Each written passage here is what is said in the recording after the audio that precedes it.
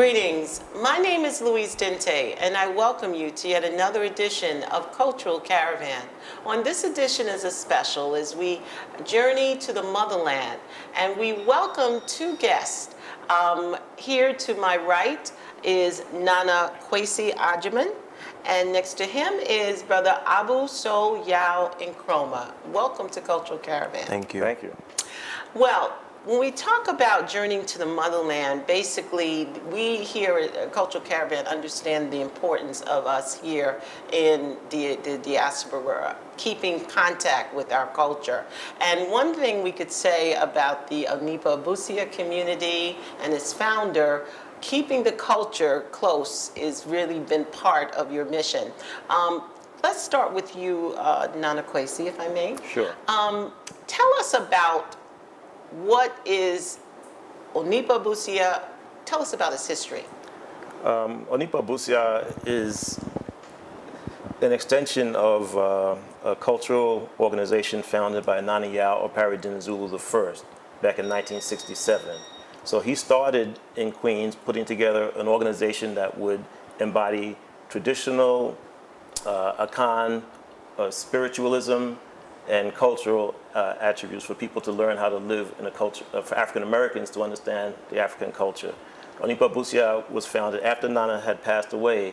Some of his family members formed another organization to continue his work.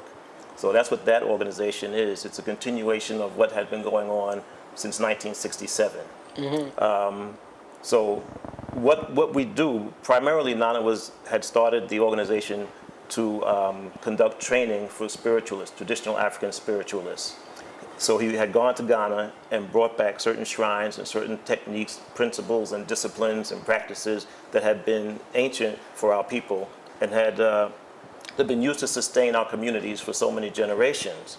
And he wanted to teach that in this country so that it would help to empower African Americans and rejuvenate, revitalize African American communities. Onipa Abusia is one of the organizations here in the New York area and also in Washington that continues that work. Mm-hmm. So it's more than just for training priests, traditional priests.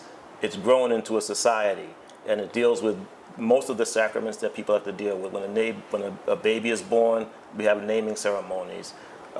We have rites of passage for young girls, Yagorobra, when they reach certain age of maturity. We have marriage ceremonies, we have funeral ceremonies, all done traditionally according to the customs of the Akan people. Onipa Abusia is one of the organizations that has been doing that the longest, and it's all authentic and accurate in terms of keeping to our traditions. Mm-hmm. Now, in terms of traditions, let's ask, and I want to now move on to our brother Yao. You actually were born into the culture. Tell us about your experience in terms of being someone who was raised in the culture here in America and of Akan culture. Tell us about yourself and tell us about that experience.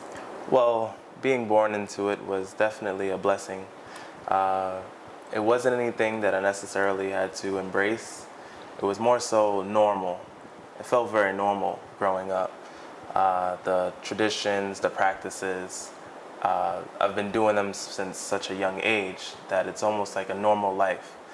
I've also gone to both Bosum Demoji Day School and Dinizulu Institute, both organizations, schools that incorporate Akan traditions into the everyday school life. So it wasn't even until I went to public school that I realized that the way I had been living my whole life was a bit different from others. Mm-hmm. So in terms of this, now, for those who are not familiar with Akan, Ghana, West African culture, who might be questioning and asking, what are they talking about? You know, what's all this stuff? Let's talk about, you know, as African people in the diaspora, as you know, we were taken out of our culture. We were made to look at Africa in a very negative way. You know, the stereotypical images of wild drum beating savages running around in the jungle, you know, eating each other. I'm just saying the most perverse terrible things you can think of were put out there about ourselves. So basically, when you think about what Nana Yao Opare Dinizulu did, and when he did in terms of actually going to Ghana and actually bringing back her culture of the Akan tradition to America, and actually enabling Africans here in America and the diaspora to really embrace, not only just embrace African culture, just like putting on a dashiki or Jeremy, but actually to live it, to actually be ingrained, like this young brother actually came up to it. Let's talk about yourself, Nana Kwesi. What encouraged you to get into the movement? I came back in the day. What? Yeah, back in the day, well, it resonated with me, but I think it was a natural extension of my growth and being in America during the 1960s, watching the civil rights movement, watching the political leaders, the civil rights leaders speak. To me, African culture was the next extension. We had been conditioned to believe that we were imprisoned. We had psychological chains on us, thinking that we couldn't go anything, we couldn't go beyond the borders of America. We couldn't see ourselves in anything other than the descendants of slaves. And once we started to break free, I remember in the 1960s there were Sikh programs in the city university systems. There was big confrontations about having African history taught in schools and universities. And the reason for that was to make sure that African people could see ourselves in a different light, in a more accurate light, other than the light that white people had been shining on us. And so as we began to see ourselves differently, the next extension became, let's get back the things that were taken from us. The things that were taken from us were our names, our language, our culture, our religion, all of those aspects that make up a people and make up a society. Nana Dinizulu offered all of that to us. So when I met him and I saw what he was doing, it just resonated that seemed to me to make the most sense. This is the thing to do. And I think a lot of other people felt the same way. Now, I'm sure your family, how did they embrace this different person talking about all this African stuff? I was probably fortunate. As it happened, Nana Dinizulu used to have charter flights to Ghana. And he would take a plane load of people to Ghana, and some of them would travel with him, and some of them would go about on their own way. Well, my mother and her two sisters were on one of his charter flights. And this was even before I had met him. And they went with him to Ghana, and they came back. So they knew who he was. So once I began to move in his circle, they knew that it wasn't something to be afraid of. They knew that he wasn't somebody who couldn't be trusted. They knew about his character, and they knew about his missions. So for that reason, and as an African-American male in New York City in 1970, they were just happy I wasn't in jail, I wasn't getting in trouble. There were a lot of other things that I could be doing that I wasn't doing. So the path that he was offering, the direction that we were moving in, they had patience and they had understanding. Actually, they had support. And as the years went by, and I was just one of many, many people of my generation who were introduced to the culture at that same time. And as the years went by, our families came to understand and embrace and appreciate how this had affected our lives and the directions that we were taking. Now, for those who are not familiar with who Nana Yao Opare Dinizulu I was, briefly tell us who he was as a person that you remember. That's hard to do. He was a lot. He was a friend, and he was somebody who was very jovial and loved everybody who came in contact with. And one of the things that he said most often was, "I'm your humble servant." And as a man who was in a position of power and a position of leadership and could affect so many people, to always remind people that he was here to serve them was a true measure of his character, was an indication of his character. He was a very strong man. He was very strong in his principles. He was very protective of people that he loved. He was very protective of us, who he considered to be his family. He had started the saying that we use, Abusia Bako, Moja and Sobako, meaning one family, one blood. So everybody who was in our society, who was willing to be part of that an Akan community in America, was part of that extended family. In America, in Ghana, they have the Abusia, which is called another word for like an extended family. It's very intricate. It's very much involved in terms of their governance structure. It's very much involved in terms of power and how families are raised and conducted. So he began teaching us so much of the intricacies of African culture, of Ghanaian culture, that we had no idea of. And I've been on that journey for more than 40 years, and I'm still learning more all the time. So that was how he introduced that to us. But more than anything, he was a friend to people, a helper. If your child was sick, he could provide medicine. He could help. He knew traditional healing. But he was, more than anything, he was stalwart advocate for traditionalism, for African spiritualism, and not for us to be apologetic for what our ancestors had achieved.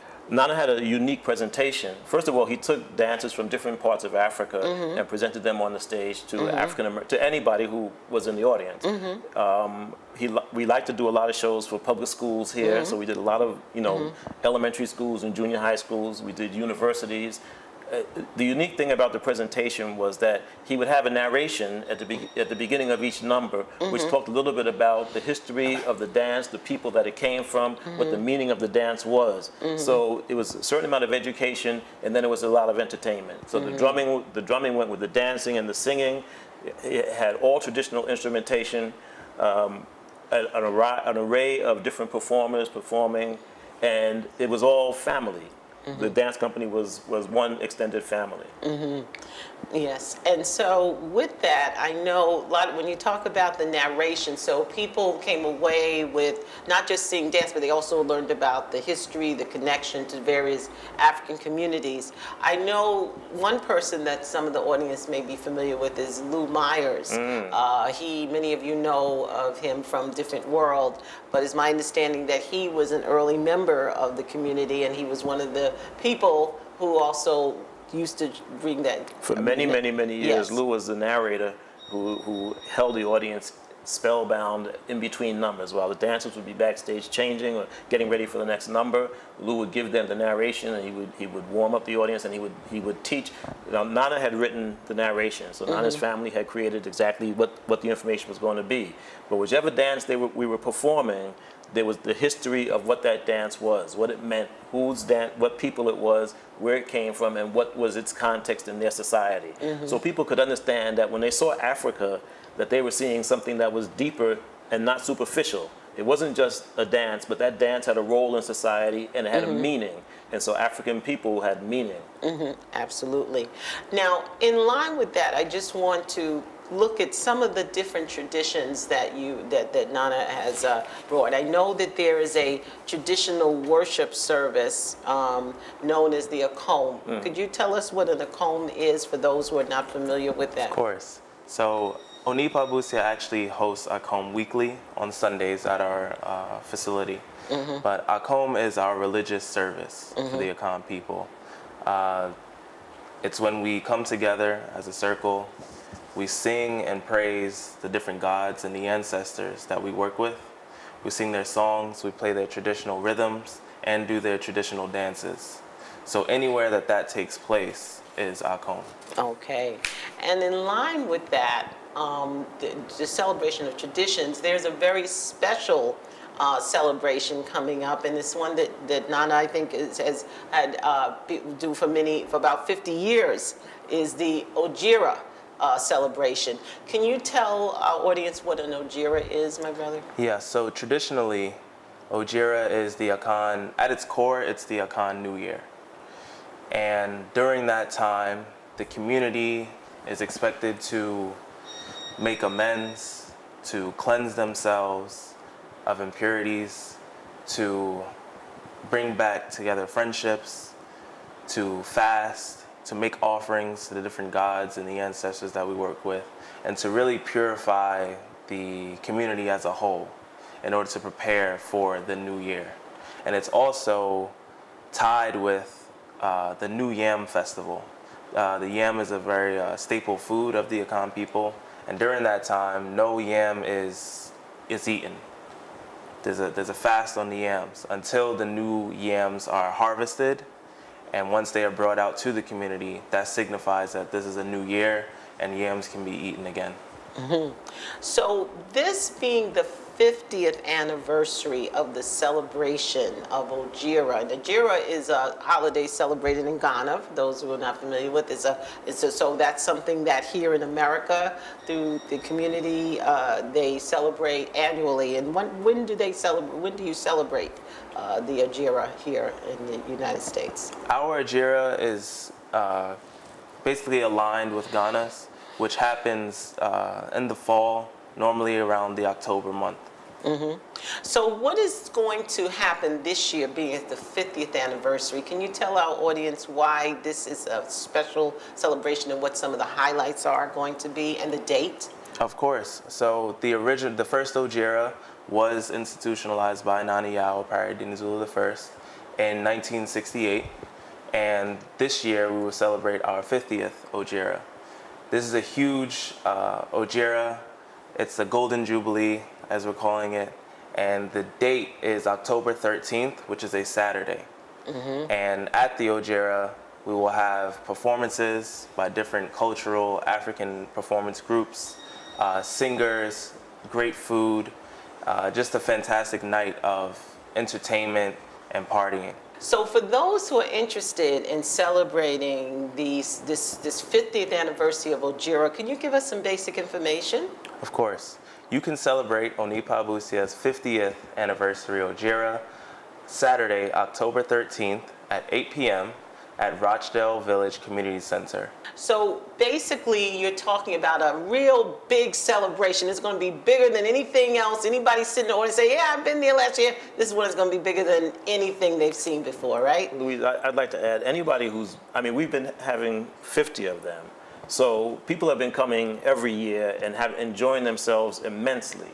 They really have a good time. The party is really, to be seen. The entertainment is always great. The food is always great. But more than anything, is the people who come together. You see friends you hadn't seen before. And part of what the Ohjira is, its history comes from Ghana, where in an agrarian society, you have a town that has farming villages far from that town. People go to the farming villages and they do their farms there. At the Ohjira, everybody comes back to the main town. Families come back together. People travel from the city and come back to the town and spend a week or 2 weeks going through certain rites they have to do, but they come to see their family. So you see people at the Ohjira that you hadn't seen in a long time. That we've maintained a cultural tradition, African-American tradition here for 50 years is noteworthy in and of itself. So people should come out, they'd have a wonderful time. They'll see things they won't see anyplace else. They'll see people they haven't seen and may not run into again throughout the rest of the year. And anybody who's been to any of them throughout the years knows what a wonderful time it is. So basically, Ohjira is a celebration of African culture, of African people, traditions, and it's an opportunity for people to reconnect with our heritage. And certainly, as you said, with the Onipa Abusia community, that for those of us Africans here in the diaspora who want to reconnect, whether they want to have special ceremonies, services, or anything in an Afrocentric way, they can connect with the Onipa Abusia community. I know there's also a school. Is there a learning center, a school, also for young people, and also other types of events for those who may be interested. I just want to go back to you, Brother Yao. As a young man, in terms of keeping your culture, keeping the culture as you deal with Western society, and I'm sure there's been a lot of pull. People, particularly when you said that you went to Western school versus the African, you stayed in an African environment to when? To what grade were you in the African tradition? All the way up until 8th grade. 8th grade. So how was it making that transition in terms of keeping your culture as well as going into Western society, dealing with that balance? I believe that it was very simple for me. And I believe that's because of the groundwork that was laid down for that. Again, it's something that I had been born into, but I also found it as my duty and obligation to hold on to it. It's very important. It's what keeps a person whole, their culture. And again, I felt that it was my duty to keep it going and to continue it as well. Well, I want you to talk now to those young people on the other side of the tube who may not be as culturally centered as you know, who may feel that Western culture is all that is. And they say, well, I'm not, what was that? You know, looking at all that cultural stuff, that, as they used to say back in the day, that black stuff. What would you say to that person who is not as culturally grounded about the importance of keeping a sense of culture, who may think that just Wakanda is the only asset, which was, you know, wonderful fictional adaptation of African culture, but what would you say to those who need to or are looking for cultural grounding? Now, no matter what your culture is, whether you're of African culture, Asian culture, Indian culture, Nana Yao Opare Dinizulu the first had a quote that went, culture is the backbone of Akan people. And if you take out the Akan, if you add anything in there, your culture really is your backbone. That's what keeps you strong. That's what keeps you whole. So if we're talking about Akan culture, anyone who is looking for Akan culture, you can come to Onipa Abusia any day of the week and you'll be accepted with open arms. Okay, thank you. And Nana Kwesi, Yes. again, for those of us here in the diaspora who, and just from your grounding, who need to be reminded about the importance of embracing African culture, what do you want to leave them with? It's something that grows in you if you allow it to, because the culture is inside of us already. What Nana helped us to recognize was that we were African people, but we had been confused into thinking that we were something else. And it's not a large leap that you have to all of a sudden change everything about your life, but you need to be open to learn and to experience it, and then the culture grows in you. And Yao is a perfect example of how he's the third generation that I'm aware of that's in this society. And he's not alone, because most of his generation who were born and raised into this culture, they embrace it. They embrace it in different ways, but they so strongly identify, they take ownership of this culture. They are Akan. And you won't know them. You'll see them on the street. They won't be wearing African clothes necessarily.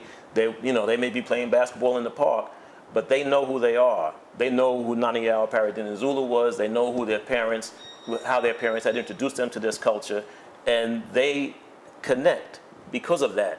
That cultural identification unifies them, and that's the purpose of society. That's what we want. That's what we need. That's our strength, is unity. Well, with that note, I would like for Brother Yao to tell our audience about how important it is to join you in a couple of months, very soon, October 13th. Tell them what's going on, information on how they can be connected to this grand celebration. Yes, on Saturday, October 13th, Onipa Abusia will be celebrating its 50th anniversary Ohjira at the Rochdale Village Community Center on Saturday, October 13th at 8 p.m. It's a golden jubilee. It'll be a full night of fantastic food, great entertainment of African performances, as well as dancing and live music. And you don't want to miss it. And tell us the number if anyone is interested. If you have any questions or concerns, you can contact Onipa Abusia at 347-454-9026. Okay, well, on that note, I want to thank you both for joining us, and I salute the work of the Onipa Abusia community in terms of keeping the traditions of African culture going and there, and being a stable force of traditions here in the United States. Thank you, Asante Sana, and thank you, Thank you. Madasi. Thank you. Madasi.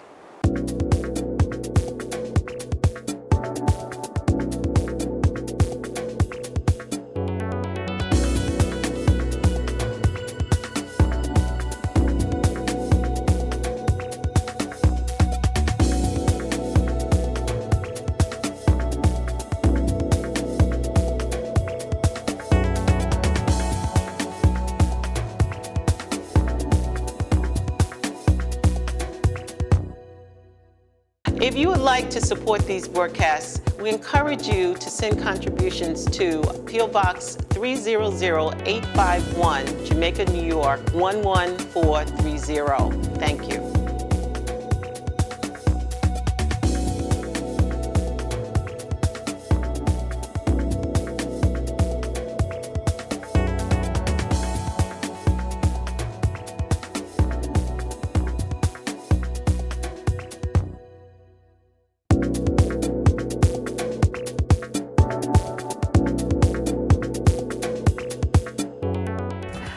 Let's welcome Joe Patan.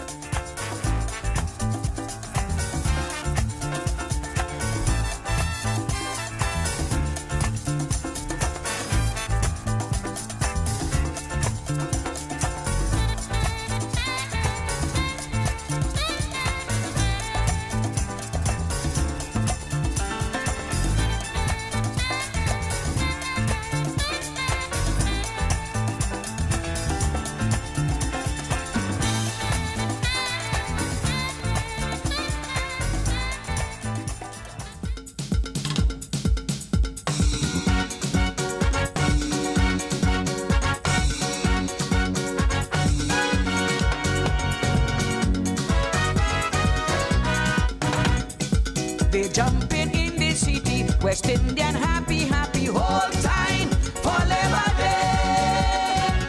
I tell you, no problem, for we take over Harlem Sunday, eve of Labor Day.